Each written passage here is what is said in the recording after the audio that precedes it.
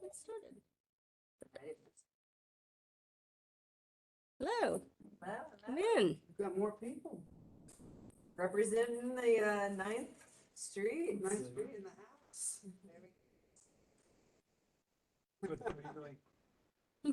Hello, hello. Not at all. We haven't even started yet. So you're good. Okay. All right, so we'll get started now. I'm Amy Birch. I am a traffic engineer and consultant that works for NDOT to help facilitate and manage the traffic calming program for the city. And with me, I have Lainey Saltel, also a traffic engineer. She's with Kimberly Horn, and I'm with Birch Transportation. So we're here to talk to you about your selection for traffic calming in the historic Buena Vista neighborhood, but specifically Cheatham Place, 11th Avenue North, 9th Avenue North, and Delta Avenue. And these streets were selected back in December 2021, and we worked through some design iterations, and so now we're here to talk more to let everyone know where we stand with the project and next steps. So thanks for coming, and we'll get started.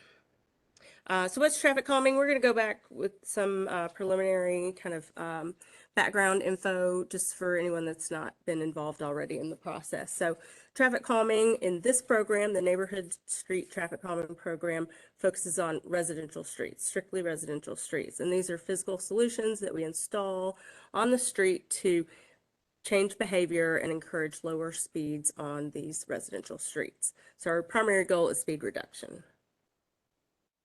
And one of the main reasons why we're focused on speed reduction is the correlation between speeding and a pedestrian's survivability chances if struck by a vehicle. So this chart shows that relationship between speed and pedestrian fatalities. So at 25 miles per hour, a pedestrian has an 89% chance of survival. And then as we go up to like 45 miles per hour, those chances of survival go down to 35%. So this is really what we're trying to target, is speeding in neighborhoods where people are walking and biking and things. It's a very popular program, as you can imagine. So as of our most recent selection in February, we had 464 neighborhood streets that had requested traffic calming. That's quite a lot of streets in the county, and they're represented in this map shown by these pink lines. Those all represent streets that have requested traffic calming and are waiting for selection. In our most recent round, we selected 26 neighborhood streets. And that's about how many we do every 6 months or so. So based on the funding that's been allocated to the traffic calming program by council, we're able to do about 50 streets a year. So how do we go from 464 that ask for traffic calming to those 26 every 6 months? We have a prioritization process. And this first slide, I'm showing the process that we had when the streets in historic Buena Vista were selected. So it's based on a 100-point scale. And we have about 4 criteria that we look at, and they're weighted differently. But at that time, we really focused on crash history, and that got 40% of the score. And then measured speeds represented 30% of the score. So we actually go out and measure the speed on the street and compared that to the posted speed limit. Yes. Is our crash history higher than most neighborhoods? Your streets did get quite a bit of points for the crash history. Yes. And so, no. So that includes just an HPV? It's just the streets that were selected. So we look at a street by street basis. Yeah, but 9th goes in H. Right. Goes north of the highway. No, so we just look at the segment that was requested in the application. So it's An application done a couple of years ago. Started with this where they picked a certain section of the street. Mm-hmm. We could check online, I believe, to see what the status of other streets. We can. That map that I showed on the last slide is an interactive map, and so you You can can, click on your streets. it's on our traffic calming website, TrafficCalming.Nashville.gov, and you can look and see what's been applied for already. Can you apply for more on the site or? There's a application, you can find it on the website as well. So, and then we have two other criteria that we were looking at that each make up 15%, and that's active transportation. So anything related to the transportation system that we would expect that would put pedestrians in the street. Essentially, if there's no sidewalks, there's points associated with that for the street. And then if there's bike lanes or bus routes and bus stops near the street or on the street, that got some points. And then neighborhood destinations, proximity of the street to parks, libraries, schools. So y'all got a lot of points for those. And then we have adjusted our prioritization. So because you're all are interested in the program moving forward and maybe other streets getting into the program and selected, I want to make sure we talk about what our current policy is. It's very similar, but we've made some tweaks that we think make it better. But so now we are comparing the 85th percentile speed to 25 miles per hour for residential streets, and that gets 45% of the score. So I'm going to back up a little bit and tell you what the 85th percentile speed is. That's the speed that 85% of the traffic going over that count location is going that speed or below, but 15% maybe going above, would be going above 25 miles per hour for the 85th percentile. Yeah, we have some equipment. We install these tubes or cameras on the road, and they count it that way.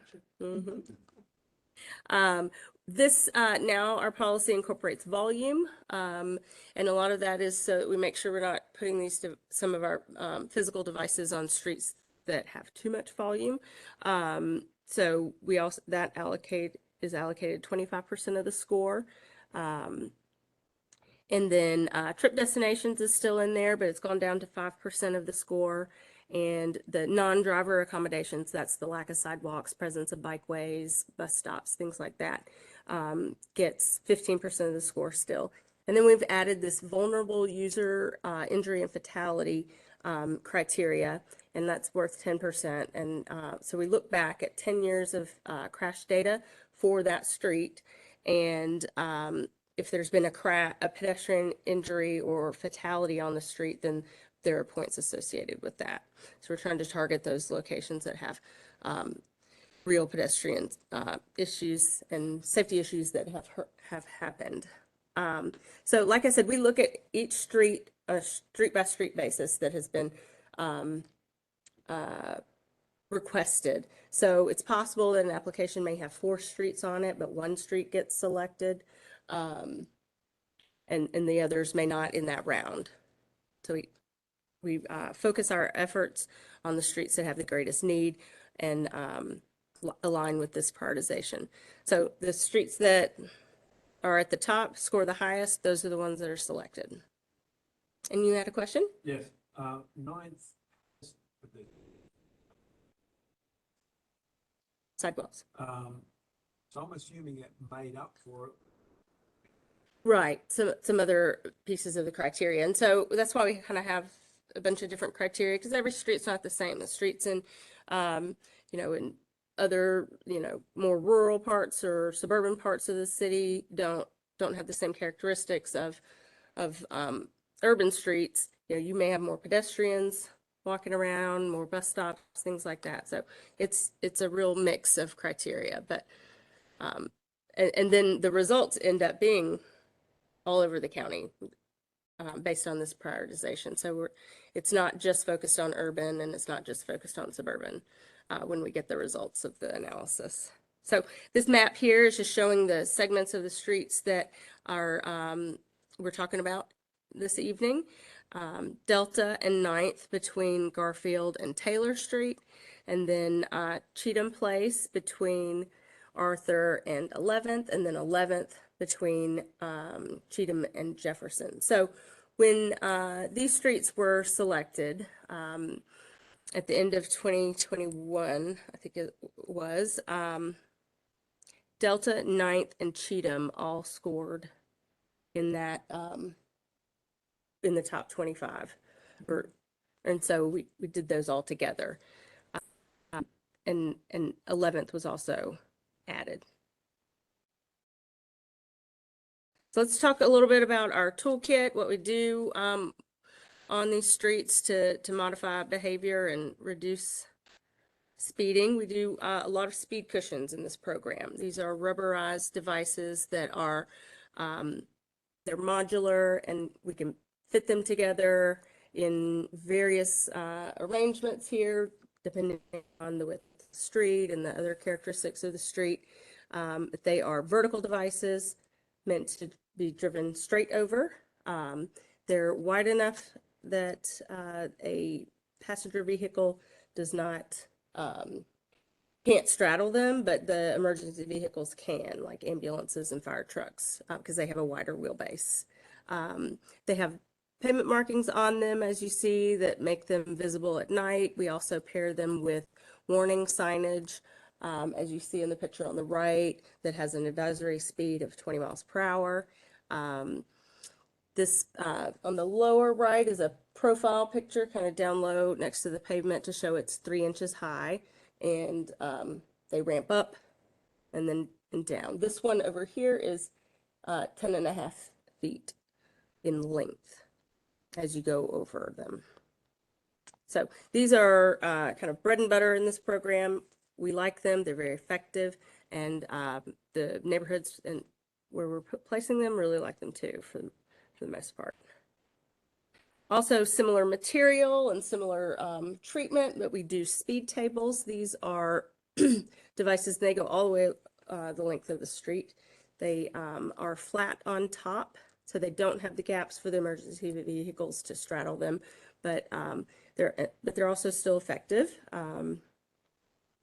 And they're also at the same height of 3 inches, and the width can vary just based on the width of the street. But just like the other ones, we'll pair them with warning signage, and they have the markings on them as well. So NDOT has been focused on some data collection lately to see what the effect of these are, because we've deployed them on a lot of our neighborhood streets, and we want to know how they're working out there. And so as of March of this year, we'd done a study before and after on 6 streets with the 7-foot long cushions. And these charts here are showing, on the left is the average speed comparison, on the right is the 85th percentile speed comparison. But as you can see, the before was an average of 31 miles per hour as an average speed. And then after the devices were installed, that went down to 22 miles per hour. And then the 85th percentile speed was measured at, or averaged out at 37 miles per hour before these devices were installed, and then it went down to 25 miles per hour, which is really a great target, what we're looking for. That's the posted speed limit, so we found them to be very successful. We're also doing radar feedback signs. These are signs that just flash or show your speed as you approach the sign as a reminder to drivers. They are also showing effectiveness even over, months after they've been installed. The data that we've collected, or NDOT's collected, shows an average reduction of 6 miles per hour and 85th percentile reduction of 7. So those are tools that we use a lot of times in places where the physical measures are not appropriate. The vertical measures are not appropriate. We do some things like narrowing and pavement markings, just to visually narrow that travel way and provide some definition there. Traffic circles are another tool in our toolbox. These are circular devices that are installed in the middle of intersections, and you travel around them like you would a roundabout, essentially, counterclockwise. That we really need all the right situation for these to work at intersections. Sometimes the intersection is too small and we can't do that because we still have to accommodate emergency vehicles through it. So we don't do a lot of these, but it is in our toolbox. We're doing some bulb outs and chicanes with striping, and these flexible delineators like what you see out on Monroe with the bike lane, just to narrow intersections and crossing distance for pedestrians and just make that a more confined space for drivers. The chicanes are like what's on Kenner Avenue, out kind of West Nashville area, or Fairfax, if you're familiar with that street between Natchez and 21st over by Vanderbilt, where we have basically shifted the lanes back and forth using the on-street parking. Another one that, isn't always the right scenario to use, but can be effective. So outside the program, hopefully you're aware of the Hub Nashville, things like maintenance issues, a sign's been knocked down or is missing, brush that has been overgrown that needs to be cut back. We're entering summer and that's going to happen. So dial into the Hub 311 or use the website, and those are great ways to get those issues resolved. And other things, if you're requesting new signs or traffic signals or things like that. And it's not just NDOT, it also goes to stormwater, water services, issues related to that, or NES if the streetlights are out. Great resource. Also, things related to walk and bike. Anna Dearman is the NDOT walking and biking manager, and she's an excellent resource. She was very integral in the installation of the Monroe Bikeway. So she's a good person to talk to about walking and biking. And then beautification, if you're interested in things like Adopt a Street, community services, and neighborhood streets. JD Lane is the commissioner coordinator, and that's his contact information there.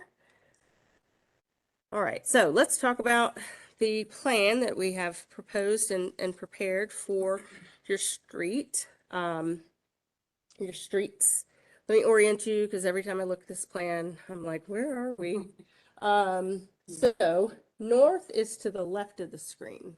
And that means like this is the Kroger here where my mouse is. And this would be Delta, 9th, and then Cheatham through there, and then 11th down here. So Jefferson is right there. And this is just the front page of the plan that shows the overview, but we're going to drill into the all the sheets of the plan as well. But what we are recommending and planned for these streets is primarily speed cushion installations on Delta, 4 sets, on 9th Avenue, 4 sets, 1 cushion placement on Cheatham between Arthur and 11th, and then 3 cushion sets on 11th between Jefferson and Cheatham. And we had somebody join us. Great. So thanks for joining. We're just getting into the plan to talk about it. And then so these C symbols are the speed cushion locations, just at a high level to show you the sort of the spacing. We do them in series so that we get a more consistent speed along the length of the street. You may ask why there are not more on Cheatham. There's stop signs at every block on Cheatham Place between 8th and Rosa Parks and 11th. So we just have the 1 location there. And then we also recommended some striping, bulb out striping at Scoville and 11th. So the sheets we'll start at the north part of Delta and 9th, and then we'll do the south part, and then we'll go into the Cheatham and 11th. So Sheets, you mean? Sheets of plans, sorry. These plan sheets. Got it. Engineer speak. So these are showing Garfield is here where it intersects Buchanan, and then Delta is there. So on this part we have 2 sets of 3, and that's based on the width of the street, how that would lay out. You can see there's signage associated with all of these. Then on 9th, because of the width of the street there, we've got 4 sets, 4 wide cushions. And that will go into the parking, that you can still park on them. But it's really mainly so we don't get people driving around them to through the parking and maybe doing something that's not as safe. Then down the south end of Delta and 9th. So again, Delta is here at the top of the sheet. This is Taylor behind the Kroger. And we have this 2 sets, one just before Cheatham there, and then another one on between Taylor and Cheatham. And similarly on 9th there. I'll move into the other sheet showing Cheatham Place is this section here. So Arthur is just off of the top of the page there. So we've got 1 set. It's around at 1023 address, kind of the middle of the block. And we have the 3 sets here between Monroe and Reverend Dr. Enoch Jones Boulevard. So those are more closely spaced than we usually do, but we had a lot of communication about the park and the pedestrian activity there and the desire to really slow traffic in that area. So we went ahead and made it 3 sets instead of 2. And so these are 3 wide. They're gonna have your name on them. Can we dedicate? Yeah, that's dedicated to Terry Crawford. The program doesn't do plaques, but go for it. And this is a zoom in of the pavement striping around the corners at Scoville and 11th. And part of what this does is provide a place where cars don't park, so they don't get too close to the intersection, so you have better visibility when you're turning off of Scoville. But not so much that we're like removing a lot of parking off the street. And they're hard to see on this plan, but we also have the flexible delineator posts like what's on Monroe going around the corner there. So that shortens the crossing distance for people crossing the streets and just kind of gives that visual like slow down feel through that intersection. So there is a no parking sign that will also be up, right? So that we Well, don't the have to- delineators will be there on the line, Oh, so they're not, okay. they're not gonna, you know, When people knock down, put in- that's right. Yeah, if they get knocked down, you just report it. So because we have different striping configurations on the streets now, we're just showing on this last sheet kind of how the striping works. Some streets, the center line's dead in the middle, like this configuration B on the right. So those cushions will have a center line striping and then one on either side. And so as you drive over these, you kind of have one wheel on both of, you know, one on each of them. And then in other scenarios, like this one where the center line is offset to accommodate on-street parking, then you drive straight over them like that. So that's how that works. And then these are, I think 9th is the really wide one. So it's got the cushion layout like that. Any questions on the plan before we move on to next steps? Yes. Yeah, 9th has a.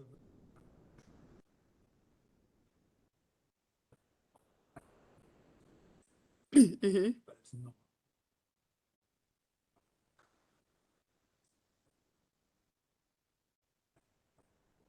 Mm. It is. Mm-hmm. It's a cut through. What appears to be.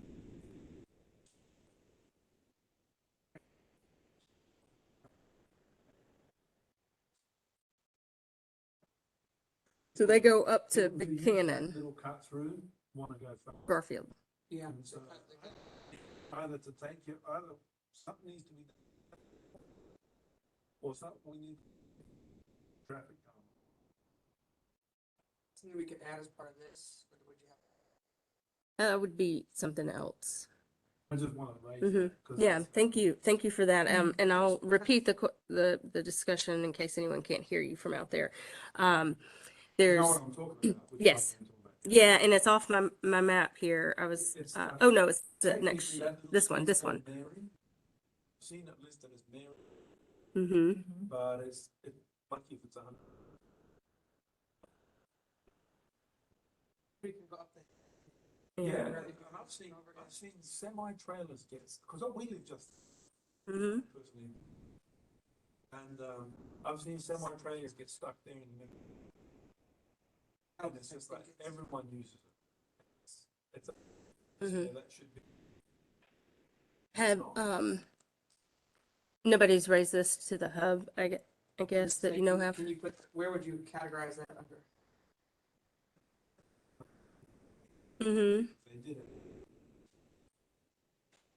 Yeah, I don't know the backstory on it either, but if you make a hub request about it, someone will look into it with one of the departments and get back to you. Those requests, you get a number, confirmation number, and you can follow back up with that number if you don't hear back relatively soon. I mean, if it has to stay the way it is, I would like just the next.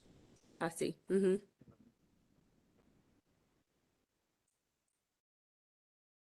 Yes. Checking on the status of your Mhm. website, so tell you what. No, it will not, because we reevaluate every 6 months. And so we're looking at all the streets that have at that time have requested traffic calming. So I don't know if it happens often or not that, a new street is applied and might change the results in the next round of analysis. But no, it does not. Okay. So our this is our flow chart for the program, and I've highlighted where we are. We're at meeting 2 here in historic Buena Vista. But it starts with an application. So the department is not going around applying traffic calming to streets where there hasn't been a request from residents who live on that street and own property on that street. But we have 2 windows a year. Our most recent window for application submittals closed the end of March, and then we'll have another one in probably August, I believe, August, September time. So we just try to do it all at one time and have 3 or 4 weeks to submit. So Yes. when you already submitted this year and submit again. No, you do not have to submit again. Once you're in it, And then reconsider. you get reconsidered, and then after 2 years, if you haven't been selected, you can request again, and then we would collect some new data to see if things have changed. That's the traffic data. And then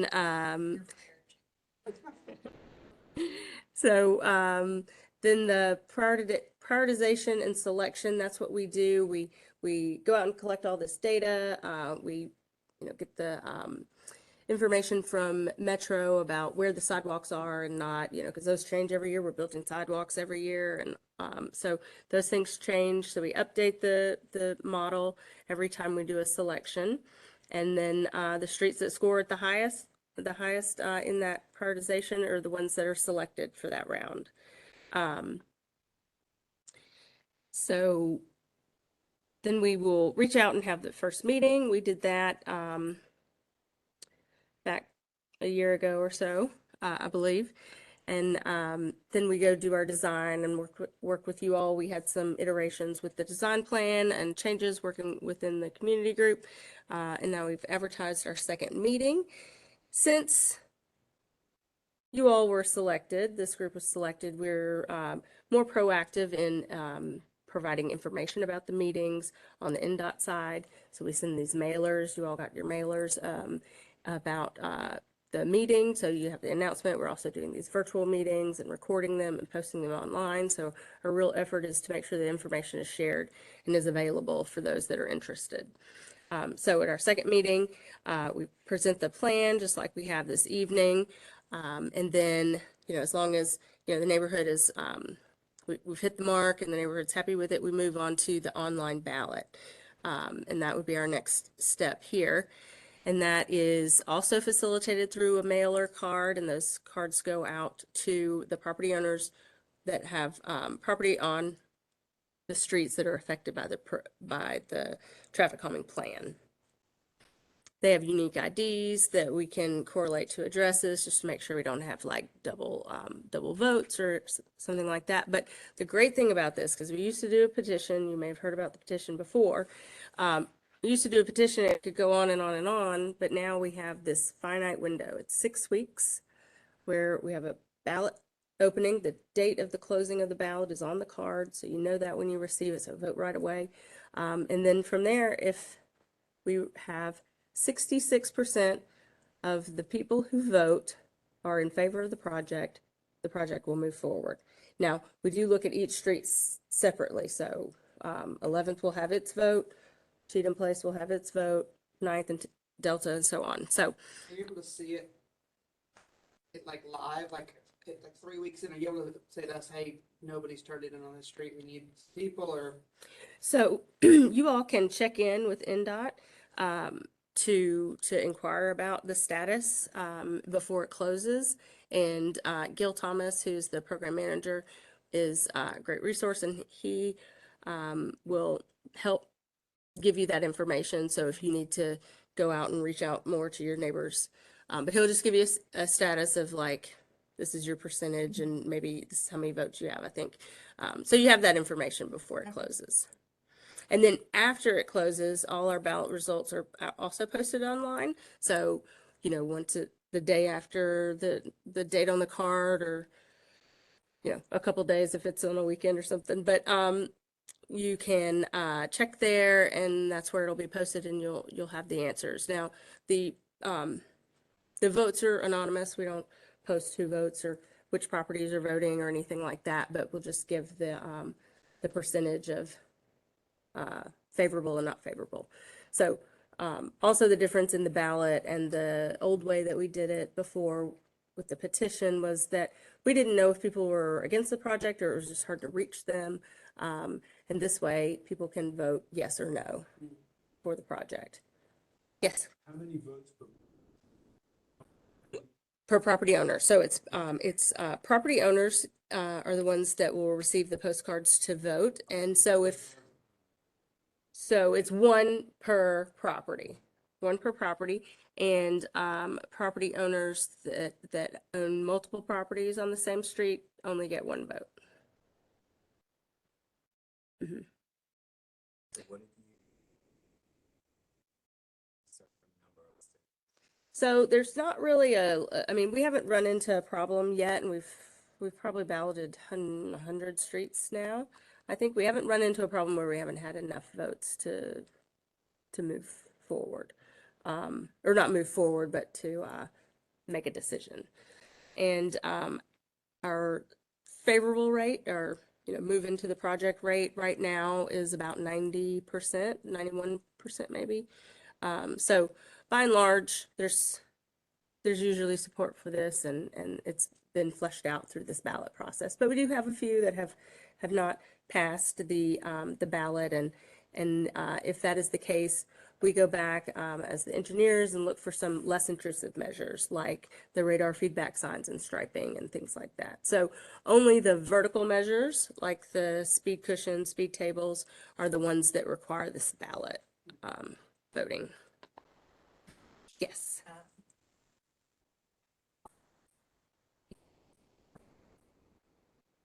For instance, if there are houses that someone owns, but they match with, just get to their address. The card, that's a great question. The card gets mailed to the address of the property owner, so based on Metro's parcel data. So we send cards to California and so forth, but And I don't know if they vote often or not, but I think my assumption is they don't vote as much as the people that live here. And it's just it's residential properties and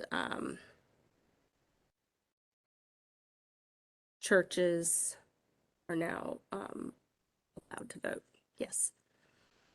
You ever install them where it's like, okay, they've been there for like 5 years and it seems that everybody is now complying?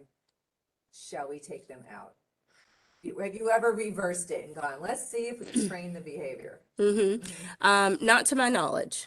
I don't think that has happened. And Punitive, okay. the program requires a similar situation of feedback from the property owners to have them removed. So if that were the case and everyone in your neighborhood really didn't like them and you wanted to seek getting them removed, it would be a ballot situation again. So after our ballot closes, 6 weeks after now, give us a couple of weeks to get the ballots out if that's what we're doing. And then the 6-week window for the ballot, then we order the materials to install the equipment. So. Says. Someone would have to reach out to the department to make that request and initiate it. And Do you see that you know, very often? Where we people are have like, not seen "Oh, that. This is screwing up my property value. To my knowledge, we have not seen that. We certainly have gotten some complaints about it, but not not as much as I would have expected, honestly. I forgot about this slide. Cushions are nicer, I mean, the bumps too. Oh, Yeah. I heard about this years ago, I was like, oh God, speed bumps, but the cushions, it's like, slows you without. The bumps are, we don't do bumps at all, but that's, nomenclature or whatever. But we consider bumps the things that are in parking lots, like at the grocery store, those like really abrupt, short, usually made of asphalt, but sometimes they're made of plastic or something, but we don't do those on public streets. And they're made of rubber, so they can take a little, impact. They last for a really long time. We've got some that have been out for 10 years, to my knowledge. But there are modular pieces that are formed together and drilled into the pavement. So it's, if one piece gets damaged and needs to be repaired, it's kind of easy to do that without having to wholesale replace it. It'll just be a evaluation of what the condition of the whole device is, but you wouldn't maybe have to install for the whole street again. So that makes them really economical too. So this is what the ballot card looks like. On the left, it's got a lot of text on it, but and then the unique ID goes here in this bottom corner, and it's a QR code to take you to an online form. And you just plug in your name and things on this online form and your unique ID and vote yes or no. If there are people who receive these ballot cards in the mail and they want to know more about it, or they maybe don't have internet access to vote, there's also a phone number, and they can reach someone in order to vote, and they will guide them through that process. Thanks, Carlos. So you might be interested in this slide to show the ballot zones for each of the streets. So Cheatham is just this area here between Arthur and 11th that will be getting those cards. And we do this so it's not so overwhelming, and we're targeting the folks that are most affected by the devices. And then on 9th, MDHA owns the property on the east side of the street, so it's just the properties between Garfield and Taylor on the west side of the street, except for the school property there. That's not a school anymore, right? so how many total households do you think it is? I think when we sent out the notices for the meeting, I think it was 90, but we often advertise the meeting a little bit more broadly than we do the ballots, just to get the information out there. You know, if they're cul-de-sacs or something on a street, they might get invited to the meeting. So we might have sent cards to more streets on Cheatham Place for this meeting, but this is the zone that's going to be balloted. And then Just don't know.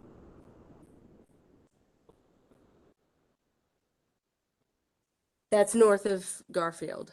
Just, it's gonna be, What's the, so this Well, then is yeah. Garfield. Where exactly is that? In front of yellow, right? Not. So it's not capturing the block that I think you said you live on. Yeah. Before your house. We don't get a vote. But I just wanna know where the actual cushion's gonna be. Oh, the cushion. Well, I'd have to go back to the plan to look at that. But yeah, it's somewhere in here. It's gonna be. Right in there, All right, yeah. all right. But I don't think I said this about the cushions and the vertical devices, but we avoid driveways. There's not as many driveways on these streets, but when we do that, we place them so that they're not at the back of someone's driveway. So vacant properties, there are a lot of properties that may be zoned residential, but they don't have a house on them. They are not included or not eligible to vote. And like I said earlier, property owners with multiple properties will get the one vote. So here's our next steps from here. If I think I'm hearing in the room that we want to move forward with the balloting process. So within 2 weeks, we'll get our postcards out and into the mailboxes for all those eligible voters. It'll have the closing date on it, which will be 6 weeks from then. So we'll have that 6-week window. Again, if you have questions about, the status of the ballot, before it closes, you can reach out to NDOT on that. And then we're trying to chug through some backlog, but we're trying to be realistic with everyone about the process of the ordering the materials, how long that takes. I think that maybe the material orders are coming in faster than they were a year or two ago when we had all the supply chain issues, but it's still a little while. So 12 to 16 weeks to receive the materials. We don't have a warehouse to store them in and so forth. So we just have to order them when the project's moving forward. And then about 12 to 16 weeks to get those installed by the contractor. But this project is funded. It's not like we're waiting on funding or anything. It's just the process of getting the community support through the online ballot and then the ordering the materials and installation. So I have included my contact information here, as well as Gil Thomas, the program manager with NDOT. And I think there's also a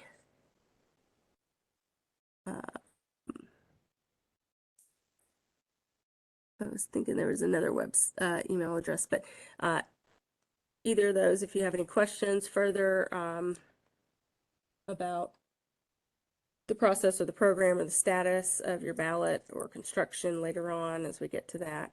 And we do the installs based on the closing of the ballot. So it's just you get in line on the order and get them done. I think that's all I have. Oh, this is a QR code to the Traffic Calming website. It's TrafficCalming.Nashville.gov, and the socials, if you want to follow NDOT on any of their social channels, Twitter, Facebook, and Instagram. That's how you find them. They like to post a lot about the installation of our speed cushions. So was Arthur on the list? I know we got a stop sign. So give us a backstory on Arthur, since that's where most of the accidents honestly happen. I probably don't know all the backstory on Arthur, but it has been applied for. I'm not sure when or who. I think I told one of you on an email. It was like August of 2022. Yes, so it's on the list. Can we have you guys take a special look at that one and just, I mean, not special, but let us know, does it make it there or why? I think that's a big concern because it's some real serious accidents Mhm. out there recently. I.e. truck taking out. Yeah, workers I and would, things. I would recommend reaching out, after the next selection is made.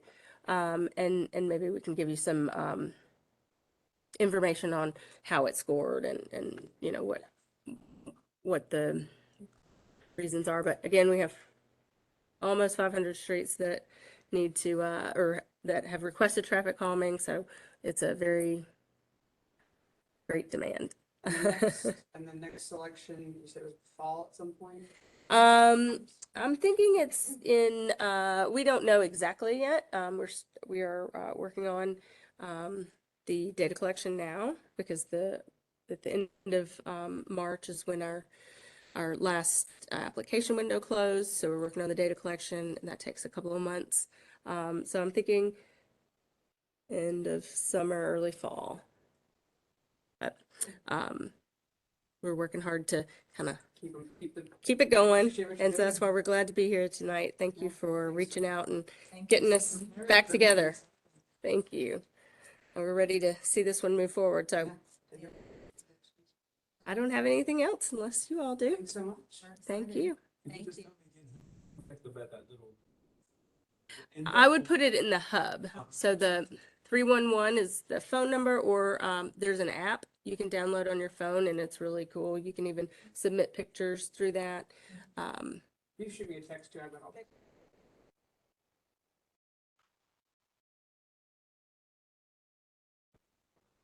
Mhm. The ghost of Mary Street. Yes. It shows up on Waze. You know, somebody on Monroe, they have a very nice Lexus.